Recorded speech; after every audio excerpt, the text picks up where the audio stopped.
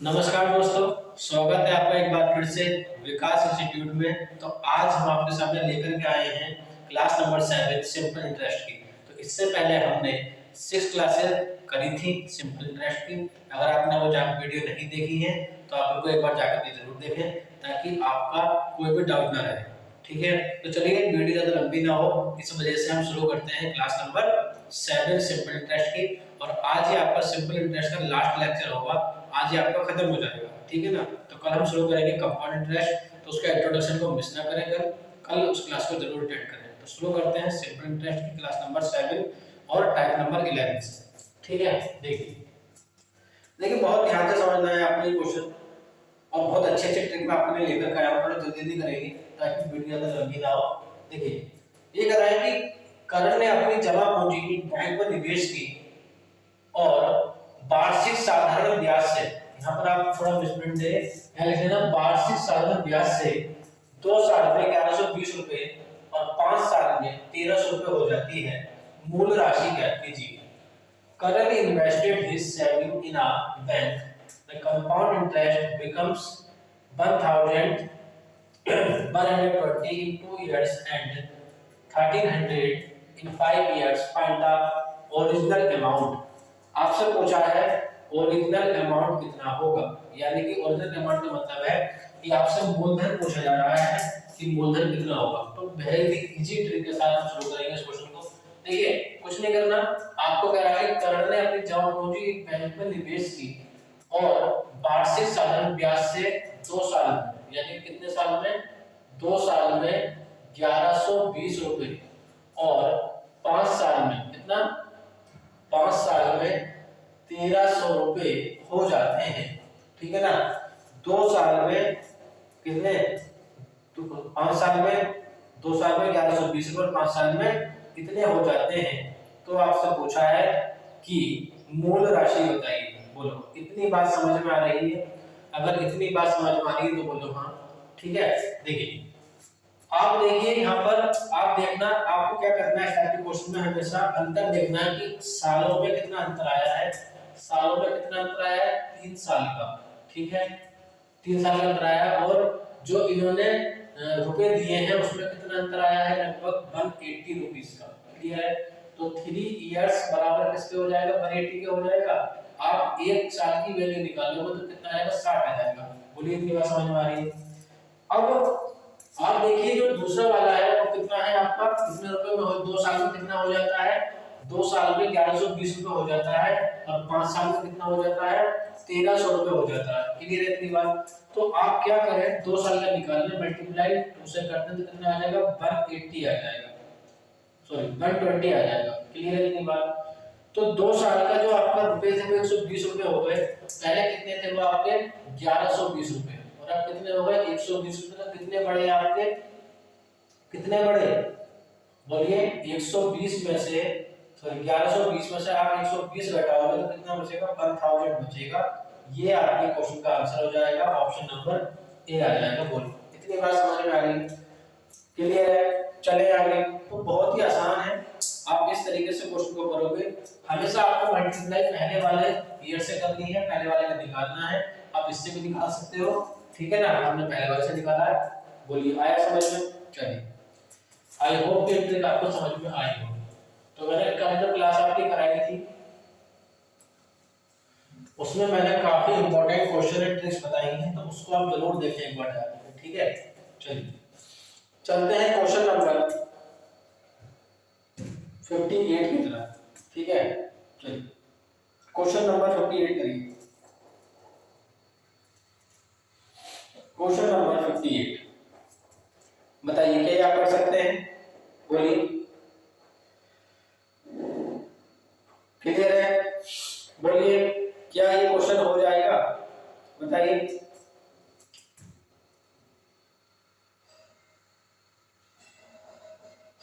बताइए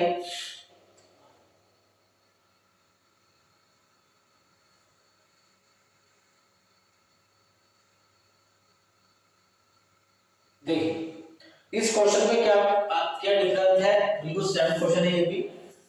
देखिए ये कह रहा है साधारण ब्याज पर और ब्याज के साधारण ब्याज की थोड़ा मिस्टेक है इसमें भी। ये धनराशि 5 वर्षों में कितनी हो जाती है? 5 वर्षों में 7500 हो जाती है। कितनी हो जाती है? 7500 हो जाती है। बताइए इतनी बात समझ में आ रही है? ठीक है, 5 वर्षों में 7500 हो जाती है और 7 वर्षों में कितनी हो जाती है? 8500 हो जाती है। बताओ इतनी बात समझ में आ रही है? अगर इतनी बात समझ में आ रही है तो बोलो हाँ। ठीक है, अब सिंपल कुछ नहीं करना, आपको अंतर देखना है। इसका अंतर देखोगे तो 1 का हो जाएगा। ठीक है, इसमें अंतर देखोगे तो 1000 का, तो यानी सॉरी इसमें 2 का अंतर हो जाएगा और इसमें कितने का अंतर है? 1000 का अंतर है। 1 का मान निकालोगे तो कितना आ जाएगा? 500 आ जाएगा। हमेशा इसकी मल्टीप्लाई किससे करनी है? पहले वाले साल से करनी है। कितना आ जाएगा? मल्टीप्लाई बाय 5, कितना आ जाएगा? 2500 आ जाएगा। बोलो क्लियर है? पहले वो कितना था? 7500 था, अब कितना हो गया? 2500 हो गया। तो कितना अंतर आया दोनों में? 5000 का अंतर आया। तो ये कितना आ जाएगा? 5000 आ जाएगा। यानी कि ये 5000 क्या है? ये आपका मूलधन है। क्या है आपका? मूलधन। 5000 क्या है? मूलधन आ जाएगा। अब देखिए आपसे क्या पूछा था? दर पूछी है। तो आप अच्छी तरह जानते हो कि आपके पास जो फॉर्मूला होता है सिंपल इंटरेस्ट का, वो होता है PRT अपॉन में 100। आप इससे निकाल दो, कोई प्रॉब्लम नहीं है। R बराबर कितना आ जाएगा आपका? R बराबर आ जाएगा SI into 100 अपॉन में P into T। क्लियर है इतनी बात? तो SI कितना कितना है आपका? साधारण ब्याज कितना है आपका? बोलिए साधारण ब्याज कितना दे रखा है? 7500। ठीक है, और ये 100 ऐसे रहेगा। और मूलधन कितना निकाला है आपने? 5000 निकाला है। और टाइम कितना दे रखा है आपका? टाइम है आपका 2। यानी कि इसलिए ईयर में अंतर है, वो कितने का अंतर है? 2 ईयर का अंतर है। बोलिए इतनी बात समझ में आ रही है नहीं आ रही है? अगर इतनी बात समझ में आ रही है तो बोलो हाँ। क्लियर है? चलिए देखो, सॉरी समय लगेगा 5 साल। समय 5 साल है, हम पहले वाले से निकाल रहे हैं। समय कितना है? 5 साल। और जो ब्याज है ये क्या है आपका? ब्याज है। तो ब्याज कितना है? 2500। यहाँ पर कितना आ जाएगा? 2500 आ जाएगा। ठीक है इतनी बात? ठीक है, चलिए आप इसको सॉल्व कर सकते हो। इससे ये कैंसिल कर सकते हो, इससे ये कैंसिल कर सकते हो, इससे ये कैंसिल हो जाएगा। 5 से 5 बार कैंसिल हो जाएगा। कितना बचेगा? 50 बचेगा ऊपर, अपॉन में 5 आ जाएगा। इसको काटोगे तो 10% बचेगा। क्लियर है ना? ऐसा ही ब्याज का 2500 आया निकल गया इसका। और आपको जो मूलधन है वो कितना आया था? 5000, क्योंकि आपने इसका और इसका अंतर निकाला था, तो आपने जिस पर 2500 का ब्याज दिया था। तो ठीक है, क्लियर है इतनी बात? आपको समझ में आया तो दोबारा आप समझ लो। ठीक है ना? आपने पहले 5 साल का लिखा, फिर 7 साल का लिखा, दोनों में तो इसमें अंतर ईयर में कितना था? 2 ईयर का। इन दोनों में अंतर कितना? 1000 का। आपने एक की वैल्यू निकाली कितने की? 500। पहले वाले टाइम से मल्टीप्लाई करोगे तो 25 आ जाएगा। यानी कि आपने इस वाली वैल्यू पर 2500 का ब्याज लगाया, तो मूलधन कितना रहेगा? 5000 का। आपसे अगर मूलधन पूछा होता तो यही आपका आंसर होता, लेकिन आपसे क्या पूछी? दर पूछी है। तो आपने SI वाला फॉर्मूला लगा, तो सिंपल मैंने पूरे चैप्टर में आपको एक ही फॉर्मूला बताया है SI वाला। इसके अलावा सब मैंने लॉजिकल मेथड से करवाए हैं। इस फॉर्मूले से आप कर लोगे तो ज्यादा भी देर नहीं लगेगी। R की वैल्यू, R का मान निकाल करके SI आपको 2500 ही रखा, आपने 100 रखा। एंड समय आपको पहला वाला 5 साल, एंड ये 5 भी आपका कैलकुलेट होकर आ गया 10%। बोलिए बहुत ही सिंपल मेथड से मैं आपको करवा दूं। क्लियर है? चले आगे। चलिए बताइए आया समझ में? नहीं आया? ठीक है, चलिए आगे चलते हैं क्वेश्चन नंबर 59 की तरफ।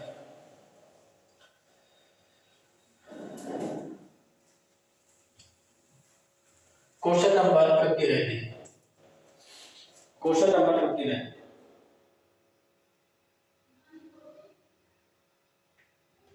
पढ़िए। क्या आप इस क्वेश्चन को पढ़ सकते हैं?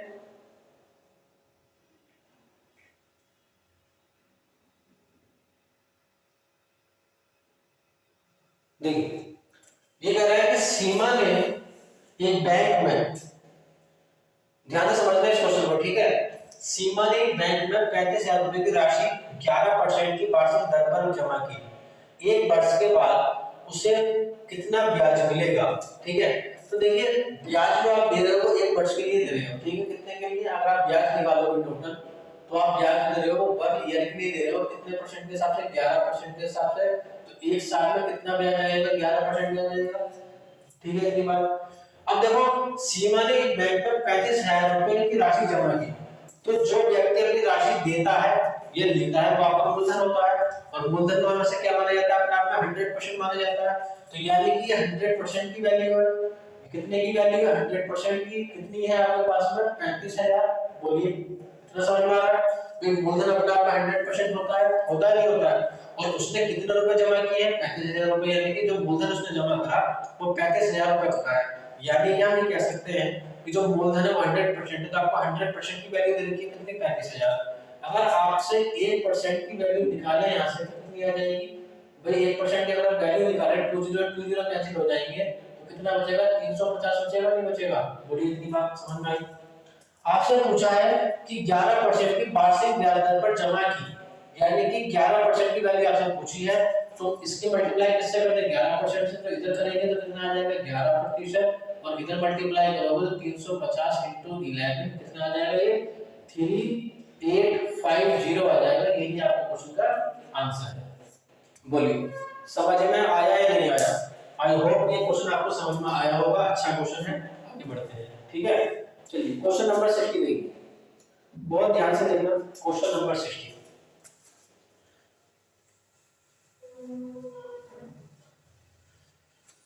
देखिए, क्वेश्चन नंबर 60 देखिए।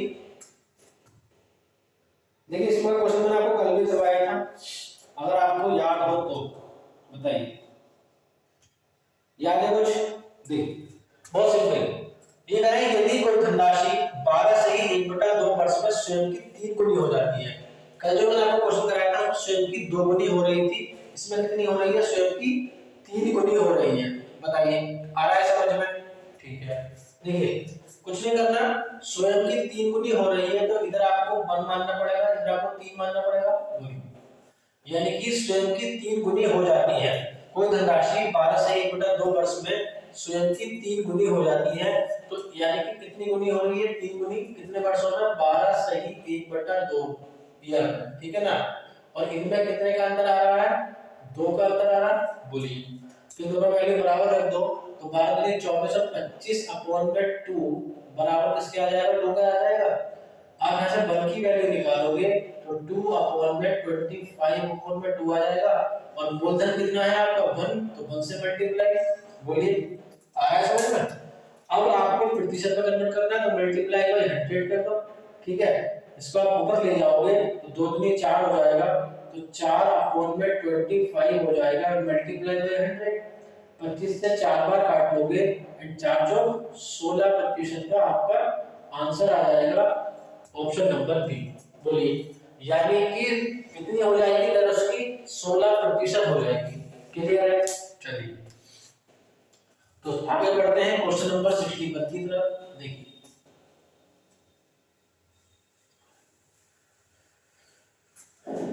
चलिए देखिए क्वेश्चन नंबर 61। क्वेश्चन नंबर बताइए, क्या आप इसको कर पा रहे हैं? किसी धनराशि पर साधारण ब्याज की दर में 3% की वृद्धि होने पर प्राप्त होने वाले साधारण ब्याज में 240 रुपए की वृद्धि हो जाती है। निवेश की गई राशि ज्ञात कीजिए। बोलिए, क्या इतनी बात समझ में आ रही है? अगर इतनी बात समझ में आ रही है तो बोलो। If the rate of simple interest on a sum of money is increased by 3%, a simple interest received increases by 240 rupees, find the amount invested। यानी कि उसने कितना रुपया आपका स्टार्टिंग में लगाया, आपसे क्या पूछा है? मूलधन पूछा है, ठीक है ना? बहुत सिंपल है। देखिए, किसी धनराशि पर साधारण ब्याज की दर में 3% की वृद्धि, यानी कि अगर हम बात करें एसआई की बात करें, एसआई की अगर हम बात करोगे, बात वार्षिक की हो रही है, तो यानी कि 1 ईयर पर 3% का ब्याज लगा है, तो टोटल ब्याज कितना लगा होगा? 3% का। बोलो, इतनी बात समझ में आ रही है? चलिए, अब उधर कितना ब्याज उसने दिया है? 240 रुपए, तो 3% का मान कितना हो जाएगा? 240 हो जाएगा। देखिए, जो वैल्यू समान होती है हमेशा उसको बराबर रखना है, और बराबर रख के बन की वैल्यू आपको निकालनी है, ठीक है? बन की वैल्यू का मतलब है आप 100% की वैल्यू निकाल रहे हो, ठीक है? देखिए, आप बन की वैल्यू निकालोगे तो 1 बराबर हो जाएगा 340/3, यानी कि 340/3, यानी कि 240 अगर 3% है तो 100% क्या है? ठीक है ना? तो 3 से काट लोगे 8 बार 0 0 0, और कितना आ जाएगा? 8000 आ जाएगा, ऑप्शन नंबर डी यानी कि नन आ जाएगा। क्लियर है? चले आगे, आया समझ में? कोई भी क्वेश्चन अगर आपको समझ में ना आए तो ऐसा नहीं कि मैं आपको दोबारा समझाऊंगा, बात ये है कि आप उस वीडियो को दोबारा देख सकते हो, पीछे करके देख सकते हो, आपको वही चीज दोबारा समझ में आ जाएगी। बस रेगुलर पढ़ना है आपको, ठीक है? जो शुरू से कहते चला आ रहा हूं मैं कि एसएससी के एग्जाम से पहले मैं आपको ऑल ओवर सारी मैथ कंप्लीट करवा दूंगा। बस आपको क्या करना है, गणित में थोड़ा तर्क शक्ति वाला व्यक्ति बनना है और अपने आप को टाइम देना है, ठीक है ना? मैथ में आप अच्छे धुरंधर बन जाओगे, बस अच्छे से पढ़ते रहो, ठीक है? चलिए क्वेश्चन नंबर देखिए 62। बहुत बेहतरीन ट्रिकों के साथ में सारे सवाल लाता हूं आपके लिए। क्वेश्चन नंबर देखिए 52 सॉरी 62। ये भी बहुत आसान क्वेश्चन है। देखिए सेम क्वेश्चन बिल्कुल इसी की तरह है कि किसी धनराशि पर साधारण ब्याज की दर में 4% की वृद्धि होने पर होने वाले साधारण ब्याज में 360 की वृद्धि हो जाती है, निवेश की गई राशि ज्ञात कीजिए। तो सिंपल आपको कुछ कहते हैं कि 4% को बराबर रख दो किसके, 360 के। एक का मान निकालोगे और कहोगे कि 360 अगर 4 है तो 100% क्या है, तो कितना आ जाएगा, 9000 आ जाएगा। और इससे कम समय कहां लगाओगे, ऑप्शन नंबर ए आ जाएगा। ठीक है, बोलिए आया समझ में? चले आगे, ठीक है। देखिए क्वेश्चन नंबर 63। क्वेश्चन नंबर 63 देखिए, क्वेश्चन नंबर 63 करिए, इंपॉर्टेंट क्वेश्चन है, करिए।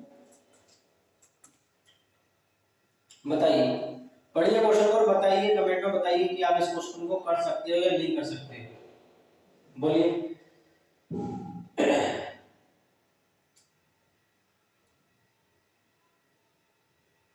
बताइए,